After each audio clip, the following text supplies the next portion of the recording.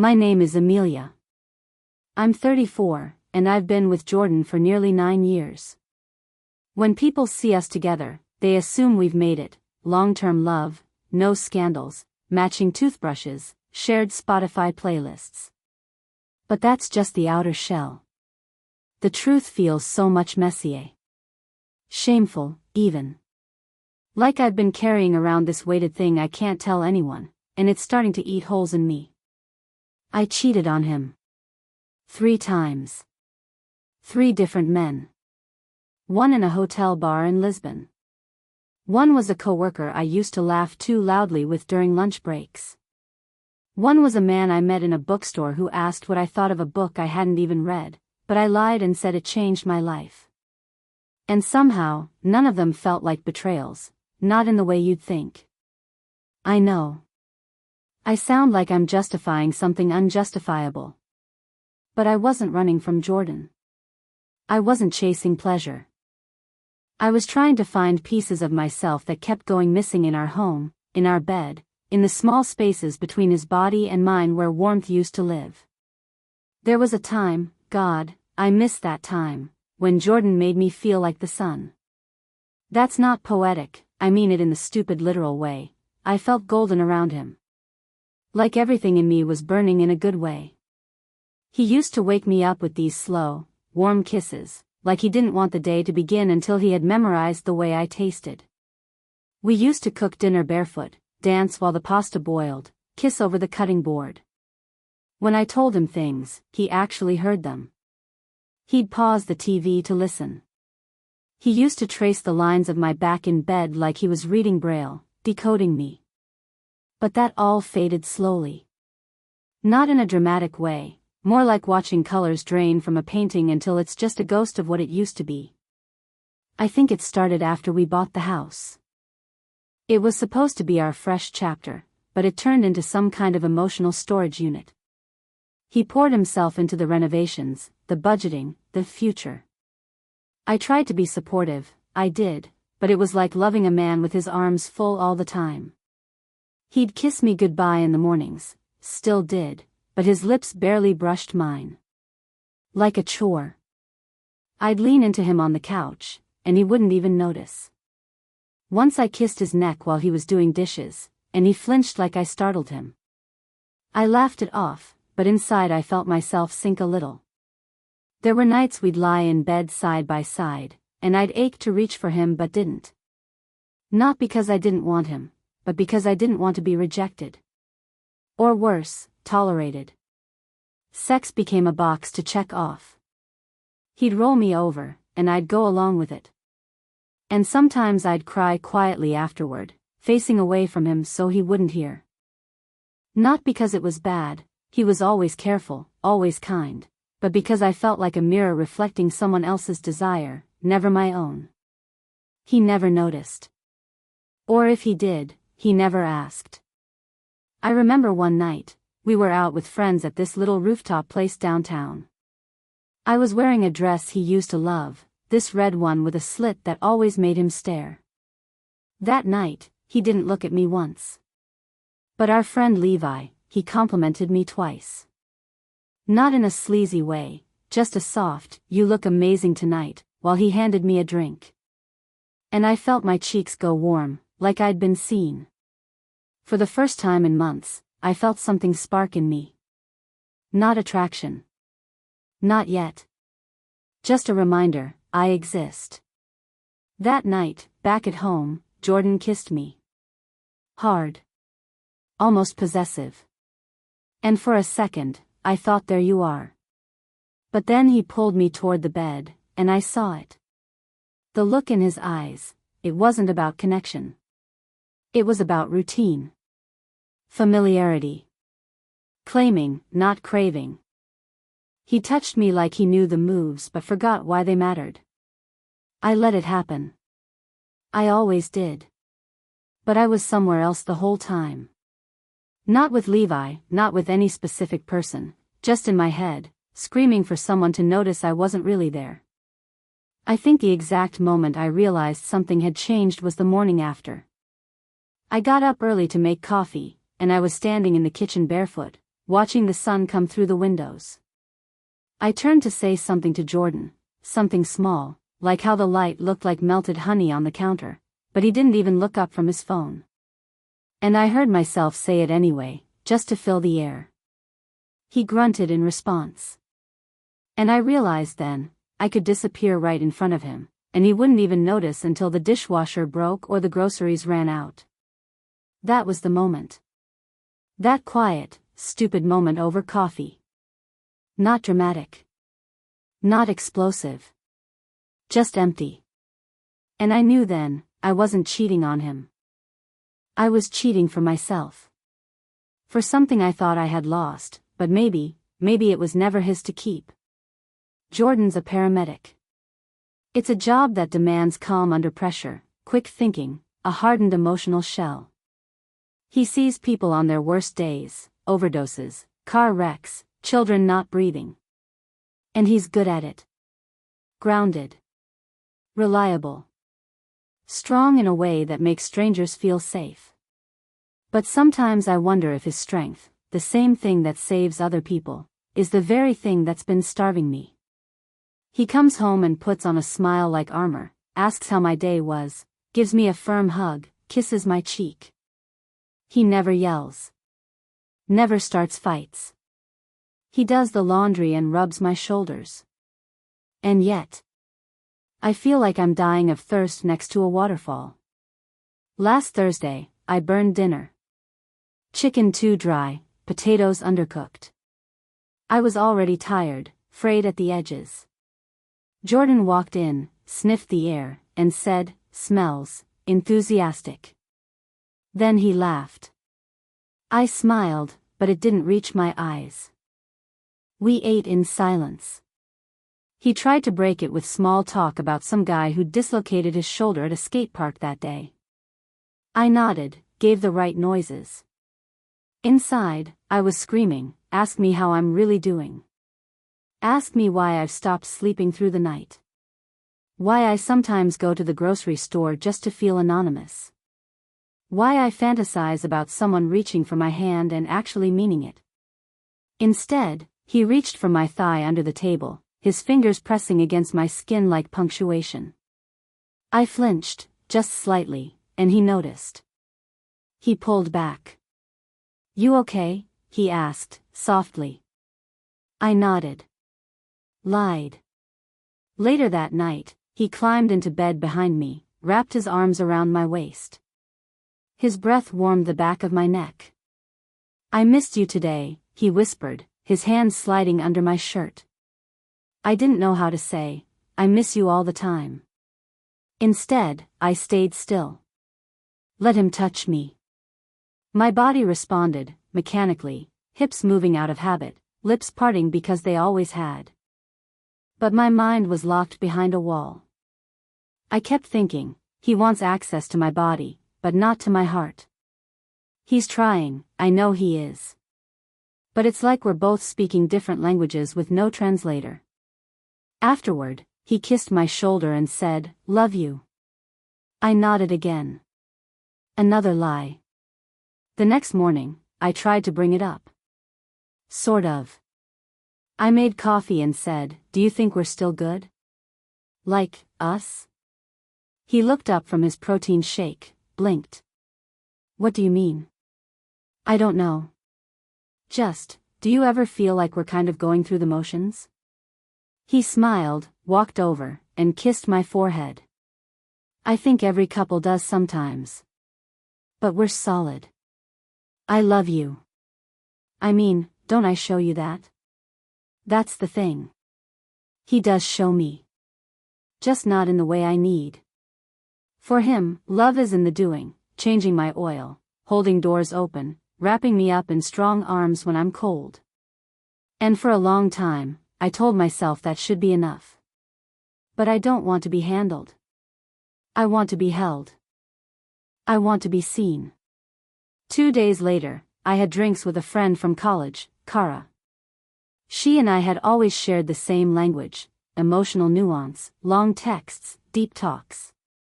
She asked how things were with Jordan, and I found myself saying, "Fine," while twisting the napkin into shreds. She watched me. Really watched me. Then said, "You don't look fine." That was the first night I kissed someone else. Not Kara, but the bartender, Mark. He listened to me talk about design work and music and how I once wanted to write a novel. He asked questions. He laughed too hard. He told me I had a presence. And when he touched my wrist as he passed me my second drink, I swear my skin lit up. I left before anything happened. But I thought about it for days. The second time was different. It was with Eli, the coworker I'd always had easy banter with. It started as a joke, "We're basically work spouses," he said once. Then it became a lunch where he leaned a little too close, and I didn't move. Then a kiss in the parking garage. No plans. No promises. The third time? That was the bookstore man, Luca. He was quiet, gentle. Asked about my favorite poems. Touched my back like he was afraid to press too hard. When he kissed me, I felt something rise up in me like grief and heat at the same time. Not because I wanted to love him. But because he reminded me what it felt like to be wanted without expectation. I never thought of it as cheating, not really. Not in my heart. Because I didn't love any of them. I didn't leave Jordan. I just escaped for a moment. Came up for air. Tried to feel like myself again. And Jordan never noticed. Not the kisses on my neck that turned cold. Not the way I pulled away just before bed. Not the way I stopped saying, "I love you" first. He kept reaching for my body. And I kept shrinking into it, hoping someday, somehow, he might notice my heart was gone. Jordan came up behind me while I was folding towels, freshly laundered, still warm, and wrapped his arms around my waist. His chin rested on my shoulder, and he swayed us side to side a little, humming something I couldn't place. "Smells like lavender in here," he said, kissing the side of my neck. "You always make the house feel like home." I smiled, because I'm trained to. "Thanks," I said softly. He held me tighter, his hands drifting lower.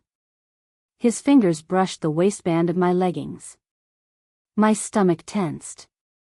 "Babe," I said, gently stepping forward, let me finish this real quick, okay?" He paused, hands suspended in the air, then dropped them and backed off a step. Yeah. Yeah, of course." He didn't sound mad. That's the problem, he never sounds mad. Just confused. Heard in this quiet, boyish way that makes me feel like the villain in a movie I didn't audition for. I kept folding towels I didn't need folded, just to have something to do with my hands. Later that night, he lit candles in the bedroom. Soft music, the playlist we used to make love to in the first year. I walked in and immediately felt pressure tighten in my chest. "You planning a seance?" I joked, trying to shift the mood. He smiled, patted the bed beside him. "Just thought we could have a night. You know. Like old times." I wanted to want it. I really did. I sat down. He kissed my shoulder. Then my neck. Then my lips. I kissed him back, soft, polite, like a thank you note written out of obligation. He deepened the kiss, his hands sliding over my hip. And I froze. Not visibly, I don't think. But inside, everything locked down. My skin didn't feel like mine. My lips felt like rubber. His touch, once electric, now made me feel like I was under a microscope, being examined, not adored. Still, I didn't stop him. That's the part that haunts me. I didn't say no. I never say no. I just disappear. His hands tugged at the hem of my shirt. "Jordan," I whispered, pulling back slightly. He looked at me, forehead creased. "What?" "I'm just tired," I lied again. "Long day." He searched my face like he was trying to find something he'd misplaced. Okay, he said eventually, sitting back. You've been tired a lot lately. I looked away. Yeah. Work's been crazy. He nodded. I just miss you, he said. We don't touch anymore. You barely look at me half the time. Did I do something? I wanted to scream no and yes at the same time. No, you didn't do anything wrong. And yes, you did everything wrong, but in a way you'll never understand. I don't know, I said instead. I just feel off. I can't explain it. He reached out, placed his hand on mine. Let me help. Let's take a trip. Reset. I'll book us a cabin, no phones. Just us. I nodded again. Another performance. Because the truth was, the thought of being alone in a cabin with him for 3 days made my throat close up. When he leaned in to kiss me goodnight, I turned my head too slowly. His lips grazed the corner of my mouth. He didn't say anything about it. He never does anymore. That night, I stared at the ceiling while he slept next to me, breathing evenly. Peaceful. Unaware. And I thought, why does everything have to turn into sex? Why can't love just be a conversation? A laugh? A silence we sit in together without trying to fill it with hands and mouths and routine? Why can't he feel me pulling away, not from his body, but from the story of us, and ask what it means? Instead, he touches me more. And I keep vanishing. It happened on a Sunday. Jordan had planned a whole date night, cooked dinner himself, even though he's not much of a cook. Pasta, garlic bread, candles flickering in their little dollar store holders. He even wore the dark blue shirt I once told him made his eyes look stormy. He was trying. I could see it. And that made it worse. We sat across from each other at the table. He kept reaching for my hand between bites, brushing my fingers with his thumb, smiling like we were in a toothpaste commercial. His eyes were soft, hopeful. This is nice, right? He said. Feels like us again. I nodded, even though it didn't. Not really. The lights were low, the wine was warm in my throat, and everything should have felt right. But the second his foot touched mine under the table, something in me buckled. He asked. You okay? I put my fork down too hard. It clinked against the plate, sharp and awkward. I don't know, I said. I'm trying to be. He blinked, that confused puppy dog look creeping in again. Did I do something wrong? No, I said, too quickly. It's not just about you. He reached for my hand again. Then help me understand. Please. I pulled my hand away. Gently, but obviously. That's the thing, Jordan. You don't understand. And I'm starting to think you never have. Silence. Then, in a voice far too calm, he said, where is this coming from? I don't know, I said again, but that wasn't true. I did know. It was coming from the months of silences, of feeling invisible, of empty sex and even emptier conversations. It was coming from the guilt I carried like a stone in my gut every time I looked at him, knowing what I'd done, and not just what I'd done, but why I'd done it. I stood up. I need air. He followed me out to the porch. The night was cool, the street quiet. He stood beside me, arms folded, waiting. I don't feel like myself anymore, I said finally. My voice cracked. I feel like a role I'm playing. Like I keep showing up to this relationship hoping it'll eventually feel real again. Jordan stepped closer. Is this about sex? Because I know things have been off, but it's not just about sex, I snapped. It's about feeling like I live in a house with someone who doesn't actually see me. He recoiled slightly. That's not fair. No, What's not fair is that I have to sit across from you every day pretending like this is enough when it's not. I keep trying to shrink myself to fit into whatever version of love you're offering me, and I'm disappearing, Jordan. I'm gone. His face changed. Something in him hardened. So what then? You've been checked out. You barely touch me. You flinch when I try to hold you. Are you cheating on me or something? The air left my lungs. He said it like a joke. But when I didn't laugh, his face froze. Oh my God, he said. Are you? Silence. The kind that fills your ears like a scream. I didn't fall in love with anyone else, I said quietly. It wasn't like that. His jaw clenched. You either did or you didn't. I looked at him, really looked, and for the first time in a long time, he looked like a stranger. I needed to feel something. Just for a moment. To remember I was still here. He turned away from me. Hands on his hips. Breathing like someone who just got punched in the gut. How many? He asked. I didn't want to answer. But I did. 3. He laughed, this dry, shocked sound. Jesus. I didn't love any of them, I said. I didn't even know what I was doing until after. It wasn't about them. It was about me, how hollow I'd become, how invisible. He shook his head. You should have told me. I tried, I whispered. He didn't say anything after that. Just went back inside. Closed the door. I stayed on the porch. Sat down on the steps, curled into myself, and cried, not loud, not dramatic.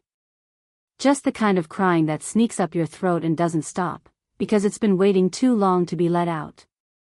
In that moment, all I felt was shame. Not because of the cheating, not exactly. But because I had let it get this far. Because I hadn't left. Because I had tried to fill a hole with the wrong kind of attention, and all it had done was widen the emptiness. And still, underneath the shame, the guilt, the grief. The question echoed, aching in my chest, it's been 3 weeks since the porch. We still live in the same house, but we orbit around each other like 2 moons, cold, distant, barely visible in the same sky. The silence is no longer heavy with tension, it's just, flat. Dead air between us. Jordan has stopped reaching for my hand. He doesn't ask where I'm going or what time I'll be home. He doesn't kiss my forehead anymore when I'm pretending to sleep. He still does the dishes. Still mows the lawn. Still makes 2 cups of coffee in the morning, sets mine on the counter, never asks if I want it, never comments when it goes untouched. I miss him. Not just the body I used to share a bed with, but the man who used to smile at me like I was sunlight. The man who once danced with me in the kitchen to that stupid old Jack Johnson song. The man who ran his hands through my hair when I cried over my mom's cancer scan. The man who gave and gave and gave. And I hurt him. Some mornings, I catch him standing in the doorway of the bathroom, just staring at the floor like he doesn't know where to go. He's lost weight. His jaw looks tighter. When I try to meet his eyes, he looks away. He hasn't yelled. He hasn't called me names or thrown things or slammed doors. His pain is quieter than mine, more dignified, maybe. But it's there. It lives in the space between us, a shadow that stretches from the kitchen to the bedroom and wraps around everything we used to share. I thought telling him the truth would feel like relief. But it doesn't. It feels like I set fire to a bridge I didn't realize I still needed to cross. One night, I came home late from a walk. He was watching TV, some documentary about mountain climbers, and I stood in the doorway for a second, unsure if I should speak. He looked over, eyes blank. You eat already? Yeah, I said. Sorry, I lost track of time. He nodded. You don't have to check in. That hurt more than any insult could have. I sat on the far end of the couch, not touching. We watched in silence as some climber recounted almost dying alone in the snow. I wanted to say something. I still love you. I'm sorry I broke everything. Can we start again? But I didn't. Because I don't know if that's even what I want.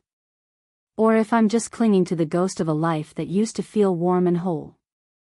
Jordan has every right to hate me. And yet, he doesn't. That might be what's breaking me the most. He still wakes up early. He still brings in the mail. He still feeds the neighbor's cat when they're away. He's the same steady, kind, capable man he's always been. I just don't know if I can love him the way he needs to be loved anymore. And worse, I don't know if I ever did. Sometimes I think about those men. Not with longing, but with clarity. Mark, the bartender, was chaos wrapped in flattery. Eli was comfort with no risk. Luca, the poet with gentle hands, made me feel like a person again. None of them mattered beyond the moment. None of them were Jordan. And yet, the ache they soothed, that need to be seen, to be felt without being consumed, still lingers. I don't miss the affairs. I miss the way they made me feel like I had a self separate from the relationship. That's what Jordan never understood. It wasn't about sex. It wasn't even about attention. It was about me. Me, trying to reach out from the numbness. Trying to find proof that I was still in there somewhere. But now, the numbness has spread between us, and I don't know how to undo what I've done. This morning, I walked into the kitchen and found him sitting with his coffee, staring out the window. I was thinking, I said, maybe we should talk. He looked up slowly. About what? Us. He nodded once. Okay. When? I don't know, I said. Soon. He didn't smile. Just sipped his coffee and said, all right. And then I went to the bathroom and cried. Because there it was, that tiny, flickering ember. The maybe. The soft, unbearable possibility that we could still salvage this if we both wanted to. The truth is, I don't know what comes next. I don't know if I'm strong enough to rebuild something I've cracked so deeply. I don't know if Jordan has anything left to give. Or if I do. But tonight, I'm going to sit down at the table again. I'm going to look him in the eye. I'm going to ask him not about forgiveness, but about truth. His truth. Mine. Ours. Because if I'm going to walk away, or if I'm going to try again, I need to know I did it with my eyes open. No more pretending. Not the thunderstorm kind, just a quiet, persistent drizzle that blurred the windows and made the whole house feel like it was holding its breath. I found Jordan in the living room, curled into the far corner of the couch, legs stretched out, remote in hand, though the TV was off. I'm ready, I said softly. He looked up. Nodded. Turned off the lamp beside him, leaving only the low amber light of the hallway spilling in. I sat down at the other end, wrapping the blanket tighter around myself like armor. Neither of us spoke for a long time. It was Jordan who finally broke the silence. You know, he said, for a while, I thought I could fix it. Whatever this was. I figured if I tried hard enough, cooked dinners, planned weekends, touched you more, it would just go back to how it was. He didn't sound angry. Just tired. I know, I said. And I think that's part of why I stayed so long. You kept trying, and I didn't know how to say it wasn't working. He let out a breath, not quite a sigh. I keep thinking, he said, about how long you were unhappy before you told me. How many chances I missed to see you. It wasn't just you, I said. I didn't know how to say it. I didn't even fully understand it myself. I felt like I was drowning in silence. I kept thinking I was being mentally loyal even when I wasn't physically, but looking back, Maybe that's just something I told myself to survive. His jaw tightened, but he didn't interrupt. I wasn't trying to hurt you, I continued. I know that sounds impossible, but it's true. I was desperate to feel like me again, even for just a moment. But I hated myself the entire time. He looked at me then, really looked. I believe you. Those 3 words cracked something inside me. I hadn't realized how much I needed them. But believing you doesn't mean I'm okay, he added, gently. I know. I don't think I can be who you need, he said. Not anymore. The silence that followed wasn't cruel. It was soft and unbearably sad. But I still care about you, he said. I think I always will. I nodded, tears welling up. I still care about you too. I don't know how to come back from this. And I don't want either of us to keep shrinking just to fit inside something broken. His eyes were glassy now. So what do we do? I didn't answer right away. I reached across the couch, slowly, and touched his hand. He let me. That felt like something. We let go, I said eventually. Not in hate. Not in anger. Just, honestly. He didn't flinch. Just nodded. Then he pulled me into a hug. Strong, steady, familiar. His face rested against my neck, and mine buried in his shoulder, and for a second, I felt like I was hugging the ghost of the man I used to love. The man I might always love, just not in the way I thought I would. We stayed like that for a long time. He kissed my forehead before letting go. I think he knew what that kiss meant. I did too. That night, he slept on the couch. Not because I asked him to. Not because he was punishing me. But because we both knew that sharing a bed would be more painful than sleeping apart. The next morning, we made coffee in silence. When he handed me my cup, he met my eyes. No blame. Just sadness, and something else, maybe relief. Let's take it slow, he said. Figure out what this ending should look like. With kindness. That was Jordan. Even now. I nodded. Okay. We sat at the table, steam rising between us, and drank quietly. 2 people who had once meant everything to each other. 2 people who had broken, not from hatred, but from years of misunderstanding, from unmet needs, from good intentions that landed the wrong way. This wasn't the love story I thought I was living. But it was still a love story. Just not one that ends with forever. And maybe, just maybe, that's okay. I used to think cheating was black and white. You were either loyal or you weren't. A good person or a bad one. And once you crossed that line, once you kissed the wrong lips, touched the wrong skin, let yourself fall into someone else's arms, that was it. You'd ruined everything. No shades of gray. No middle ground. I don't think that anymore. Because I did cheat. 3 times, over the course of a year. And I hated myself for it, even as I did it. I didn't do it out of lust, or because I was chasing something better. I did it because I was drowning in a love that looked perfect from the outside, steady, loyal, kind, and I felt invisible inside of it. That's hard to say out loud. It sounds like I'm blaming him. I'm not. Jordan was a good man. He is a good man. He showed up every day, did the things you're supposed to do. He brought me coffee, rubbed my back when I was stressed, kept my car running, kissed me hello and goodbye. But somewhere along the way, we stopped seeing each other. Or maybe I stopped letting myself be seen. He wanted physical closeness, and I needed emotional intimacy first. We were speaking different languages, and neither of us realized how lost we were in translation until it was too late. I spent years thinking if I tried hard enough, if I kept smiling and cuddling and faking it during sex, that I'd eventually feel connected again. That I'd stop flinching when he touched my lower back. That I'd start feeling the warmth I used to. But I didn't.